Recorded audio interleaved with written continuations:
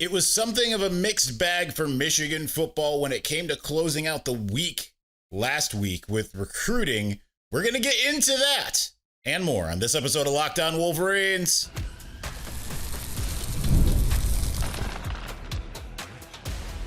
You are Locked On Wolverines, your daily podcast on the Michigan Wolverines, part of the Locked On Podcast Network, your team every day. Happy Wednesday. We are back and doing it. Locked On Wolverines podcast, part of the Locked On Podcast Network, where it's your team every day. I'm your man on the ground, Isaiah Hole, publisher of Wolverines Wire. Through USA Today Sports Media Group, we're going to talk about what went right, what went wrong, where Michigan's recruiting class stands at this point. Then we're going to transition off of recruiting for once, and we're going to get into two stories, one by ESPN on Michigan's biggest weakness entering the season, as well as CBS Sports talking about where all of the coaches in college football stand hot seat wise. I disagree with where they put Sherrone Moore. And then after that, I'm going to actually go completely off topic. We're going to talk a little F1 racing. So we're going to start off, though. Thank you to all of our everydayers. Thank you to all of you who make us your first listen. We do very much appreciate it. We're going to start off with recruiting, which has been the main topic that we've had for quite some time here. Mixed bag.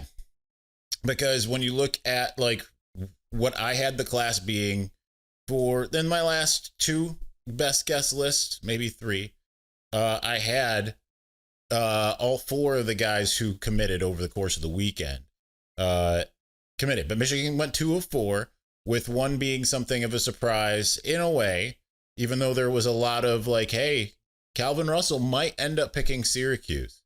Though, and I don't know the validity of this because I didn't actually read the article, but I saw a Maize and Brew article about how On3 is saying that the agent had for Calvin Russell had a press release talking about him committing to Michigan, and something changed from the plan. So I don't know. It just kind of, the whole thing was weird. It was a weird day of commitments with Dorian, Barney, and he committed to Michigan. But at the same time, like, I thought it seems like it wasn't. I thought he was playing, playing a little bit of a prank with it, right? Like he put on a hat. You couldn't see it. He said words of where he was committing. You couldn't hear it. Ran off with everybody off into a different place. And they were just sitting there looking at some siding and they're all cheering and everything. I thought that was like part of the plan, right? Like to keep suspense going, and then that he'd come in or something and be like, all right, here's the Michigan hat or something like that. But that's not how it went. I loved it. I loved every second of it, by the way. Calvin Russell didn't quite go that way, but I think things are still in a great position. I think Michigan really swung for the fences.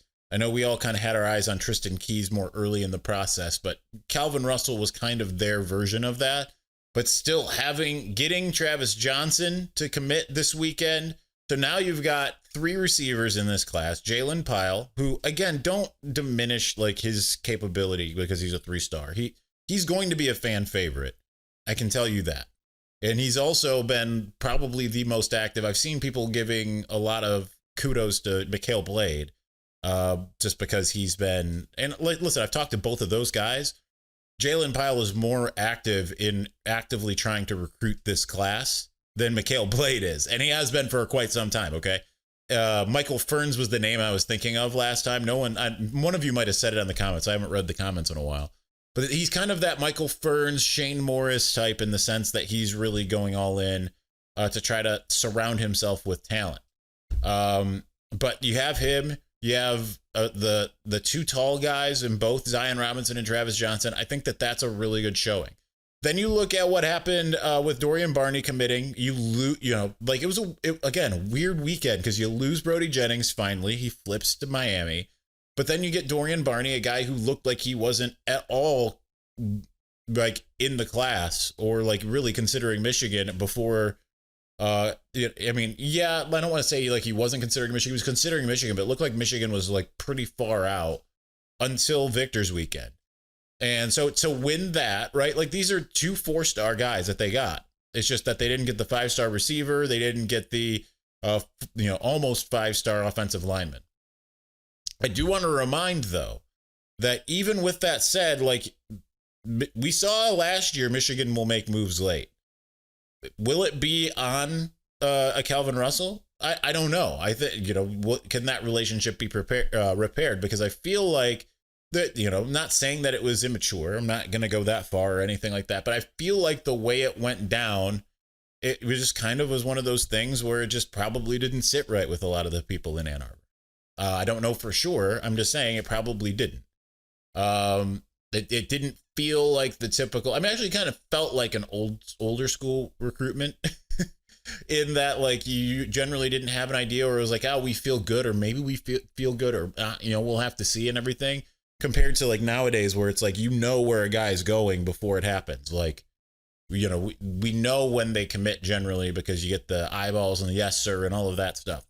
But I don't think it's that big of a deal. It would have been a really big deal in terms of on paper, but I think it's fine with what you have. And now you kind of have a class that you're looking at a couple different guys, and you're going to see where that goes. Linebacker recruiting. Listen, a lot of you who are out there going nuts on Brian Jean-Marie, acting like he's on the hot seat here and all of that stuff. No, the linebacker recruiting, it's funny because about a month or two ago, it felt like it was the only thing that was working, even though they didn't have any commitments. Right now, yeah, they're waiting on some guys. They need to get back into it with Nick Abrams. Can they get like a DQ Forkpaw from IMG Academy? They just lost out on their top overall target, Braden Rouse, to Tennessee. Like, they've got some work to do, but I can tell you that those in that building love Coach BJ. Okay, he's not going anywhere. They feel like they are in the position they are in because of him. And recruiting wise, they got pretty much the two targets they wanted last year. Nathaniel Owusu-Boateng was probably their top overall defensive target, and they got him. So yeah, it's been a weird cycle for the linebacker position, but we'll see where they go. They've got Markel Dabney. They probably want two more. We'll see where they go as far as that's concerned. But otherwise, like, Devon Benjamin, Deuce Geralds, both of those guys could end up at Oregon, one or two of them.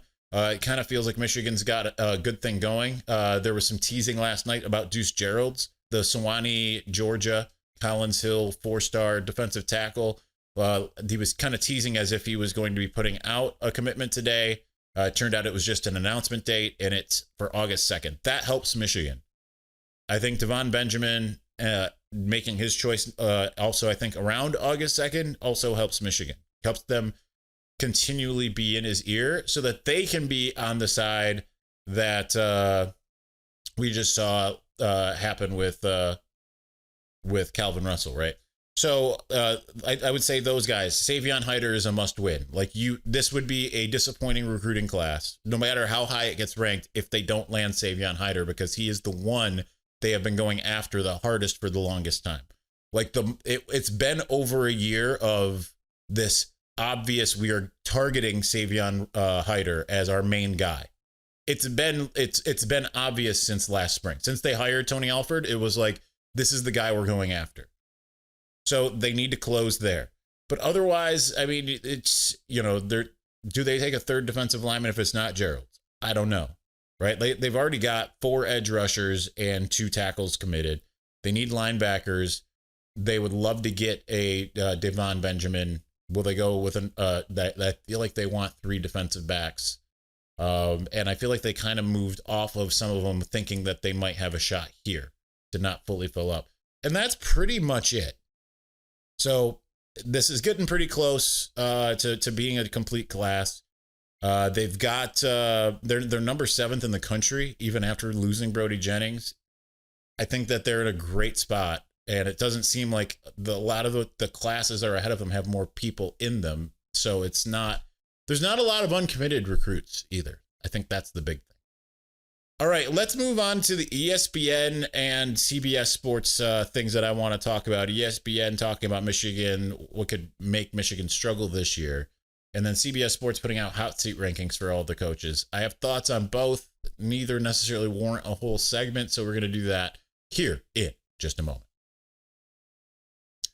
But before we do, summer sports are in full swing, and whether you're all about baseball under the lights, golf on the green, or high-stakes soccer action, FanDuel is the best way to make every game even more exciting.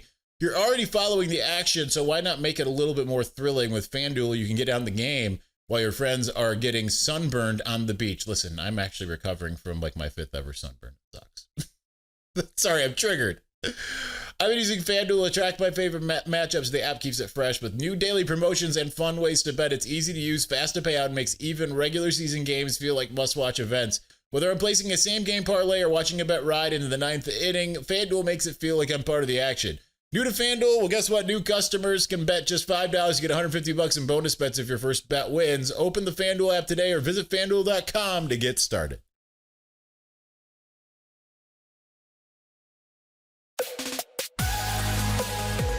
Right now, Zuri is just sitting down here. She's going to climb up here. I could see that coming from a mile away. This dog loves fireworks. Loves fireworks. Hates thunderstorm. And we got a thunderstorm starting right now. So, she is... she can't abide. It's funny. I don't really understand what the big difference is for her, but that's what it is. All right. She climbs me. All right, Zuri, settle down. Either settle down or lay down. Let's get to the ESPN thing first. ESPN put out for their top 25 teams, which Michigan used to be, I think, 15th. I think they dropped them down to 20. Because I don't remember seeing like an updated power rankings, but Michigan I feel like was around 15, and now they're always around 20. But they put out their like what's the one thing that could undo any team, and you would kind of think that it would be something along the lines of quarterback or just the offense in general, but they went specifically with wide receiver. Can't disagree there. That to me is the biggest concern. And I think that was a pretty big concern from what we saw in the spring game. I think we saw some really good stuff from Bryce, and often, but here's the thing. Often not great things from wide receiver, but we also didn't really see the receivers play much that we'll actually be seeing play quite a bit, right? Like, I think Channing Goodwin is going to end up playing a bit? Yeah, I do. But like he ended up having 11 targets or something in that game.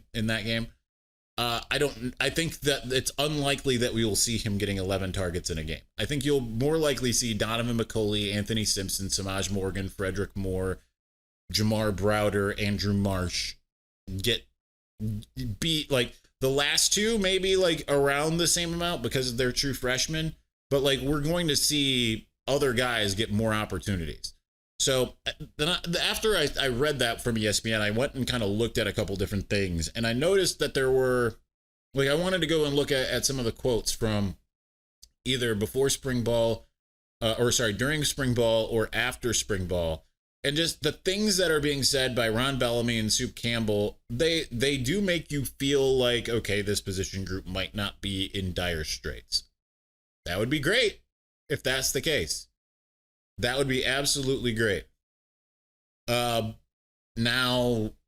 how much is that typical Michigan propaganda? I don't know. We're going to hopefully find out that it isn't when the time comes. But I feel like there's a lot of potential in the room. And I think that Donovan McCulley getting a chance to shine as an athlete, put in this new position with a Bryce Underwood type of quarterback could be monumental. Now, let's talk about the flip side here, which is the CBS Sports. I probably have more to say about this. They put out hot seat ratings for every coach in college football, 36 coaches rather. They gave Sherrone Moore a kind of a middling grade. 2.22 was his grade, which equal to all good for now. The categories below were safe was below them, which weirdly they had Jonathan Smith in safe. I don't think Jonathan Smith is safe at MSU at all. Not with the new AD, not with how that school how they performed at all. They had Ryan Day as untouchable. I don't know if that's the case either. But then below Sherrone, there were other categories. There were 3 other categories. So Sherrone was kind of smack dab in the middle. I don't know that safe for now is accurate for Sherrone, right? I think that the athletic department at Michigan saw what he was able to do in terms of being able to fill the team out, like keep them on task, right? Like at the point that they lost to Illinois, there were 0.0 people per percent of people out there that thought, yeah, Michigan's going to go and they're going to beat Ohio State, and then they're going to beat Alabama, right? Like keeping in mind what those two teams were at that point in time in the year, maybe like Ohio State, maybe not as much, right? But that, like, definitely Alabama, like coming off of, I think, was the Illinois game? That was the same. No, that wasn't the same day that Alabama had that. I was thinking of I got back to the hotel and watched Georgia play. I was thinking it was Alabama, but I mean, Alabama, Georgia was like, that felt like, man, Alabama might just beat that team, right? Like, so for Sherrone Moore to keep them on task the way that he was able to do, despite not having an offense basically that was anywhere close to functional, is pretty incredible. And then all the things that we talk about on this show are things they talk about internally, right? They know that how Jim Harbaugh left in terms of the timing, in terms of like having to assemble things, about not having the roster that you might have wanted for a first year head coach. You've still got the sign stealing stuff kind of like that scandal hanging over the head, in terms of the NCAA presence and all of that kind of stuff, right? So I think that they know that. I think that he's safe. I think he's 100% safe. I don't think, unless, I shouldn't say 100% safe. No coach is 100% safe, because like if Ryan Day or Marcus Freeman go 2-10 this year, they're not safe, right? Like, so yeah, he's got to produce, but like I can't imagine that this is hey, you got 3 years, or or that's it. Like that's how you end up being Notre Dame for a long part of their recent tenure, is kind of going to the NFL model of you've got 3 years to make this work, and then after that. But then you look at what Sherrone's doing outside of these things. Like it was the month of November and December; those months were just wins. Ohio State, Bryce Underwood, the Alabama game, and then like the recruiting is still up there. I've never seen a team that gets less national attention for being on the level of torrid recruiting as Michigan. Now, maybe it's because there aren't a lot of consensus 5 stars, but to have the number 7 class in the country, like when Marcus Freeman was kind of doing exactly that, people are like, oh, he's so good. And then they'd go like out and go like 5-7, and people are like, oh, he's just so good. Damn fine football coach. I remember Chris Fowler said before Marcus Freeman had won a game at Notre Dame as the head coach, going into the season opener against Ohio State in his first year, had only coached and lost the bowl game beforehand. So it's weird to me because Sherrone does not get that type of love, and that type of ranking kind of reflects that, and it's frustrating and dumb. Now, that said, I'm not going to sit there and say, yeah, he's destined for greatness. We don't know. We have to see. There is certainly a big part of me dealing here within my mind grapes, trying to figure out what Sherrone Moore as a head coach is going to be from a year-to-year basis. Last year was not necessarily confidence-inducing over the course of the entire year, but obviously it ended with just a massive bang. He only had one game in which he blew out at any teams, right? Like you want to see like, okay, they're going to play when they play up against, equal-ish talent that they're still better than, that they're going to absolutely run him off the field. We've only seen him do it in one game against Northwestern. So we need to see that more consistently. I understand this is a football team that wants to get in the muck, but they have to be able to dominate when they can as well. So I think you're going to see that this year. So I just think it's a weird place for CBS to put Sherrone. There's going to be people out there I know who watch and listen and like, why are we talking about ESPN and CBS? Because it is July, which is a part of the reason why I'm going to go completely off topic for segment 3, because I want to. And I know that there are at least 4 or 5 of you out there that want me to talk about this. So we're going to talk some F1 racing, which has become my latest neurodivergent obsession. We're going to get there here in just a moment.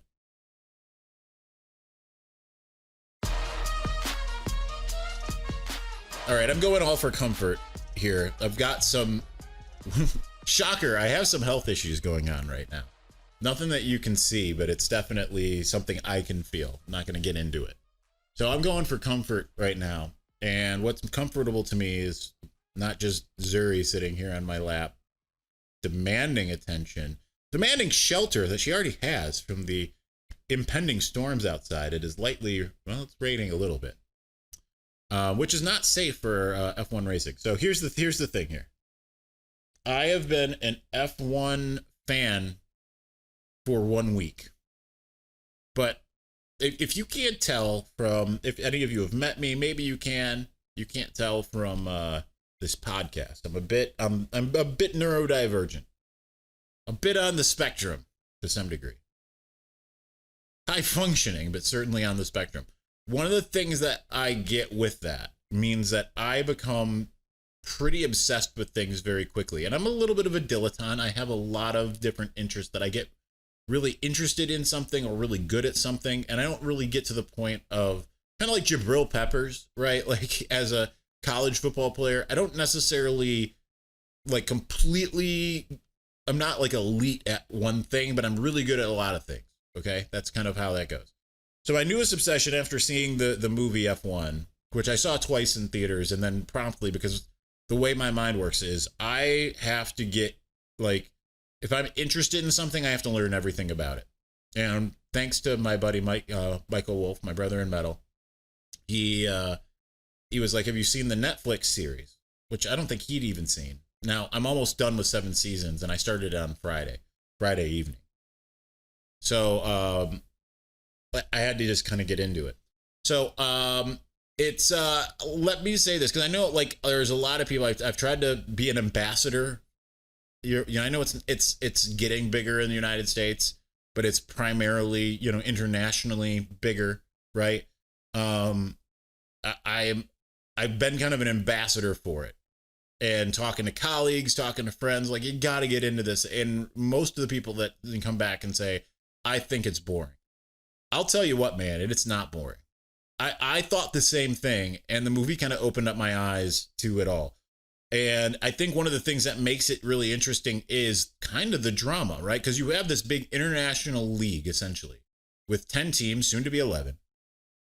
And there's just constant stuff happening outside of the race on top of the things that happen in the race. Just today, Christian Horner out from Red Bull Racing. That was like shot. Like, I wish I was up. Like, I had woken up super early, but because I'm dealing with this neuralgia issue, I went back to bed, and I woke up to actually a couple text messages from people being like, "Bro, you're not gonna believe this. Christian Horner is out." And I, someone who's been who's known who Christian Horner is since Friday, am like, my world is rocked. It's just hilarious. But highly recommend Drive to Survive. I know there's probably some of you out there that are like, "Well, you newbie," type of thing. Hopefully you're not a hipster about it, but I've created a community on X, Michigan fans. What is it? Michigan F1 fans. I don't know. You can find it on my X. And Zuri is she does not like the thunder she's hearing outside, this precious little doll. But I'm curious. I want to know who some of your favorite team, who's got your favorite livery. I don't know how you say that. Who's your favorite racer? What teams do you follow? I think I always know where I'm going. Like, 'cause I'm like, okay, I'm going with Ferrari because they got the two, not my necessarily two favorite racers, but the only team with two racers that I'm like, yes, I'm all in for. And Charles Leclerc and Lewis Hamilton. Well, I want to see Lewis Hamilton get back. I did know who he was, but I want to see him get back into get that 8th championship before he retires. So I thought, okay, I'm behind Ferrari, but then I'm like, McLaren's so good. I also want to see Mercedes get back. Red Bull, I kind of like being the villain. Maybe they're going to be less that so. And I promised, was it Third and Wolverines, that I'm not going to besmirch Max Verstappen. Anyway, I just wanted to give a primer. Basically, be an ambassador to you, that especially here in the summer months. And now, granted, they're on summer break right now, so they don't restart until the end of. They go to Spa in Belgium at the end of the month. But I'm here asking you to follow along with me, and let's talk online about a little bit of F1 racing. I find it absolutely scintillating. Highly recommend Drive to Survive. And I watched The Seat on Netflix last night as well about Kimi Antonelli. I mean, it's all to me very scintillating. If you don't think that you like racing, just give the show a shot. Go see the movie, something, and get back to me. All right. Ambassadorship on break here. All right, that's going to do it for us today. Thank you for watching. Thank you for listening. We will be back tomorrow with a mailbag, God willing, and the creek don't rise. Also, should be able to find me on, just a heads up, I should be on Crane & Company tomorrow as well. So anyway, thanks for watching. Thanks for listening. We will talk to you again soon. Peace.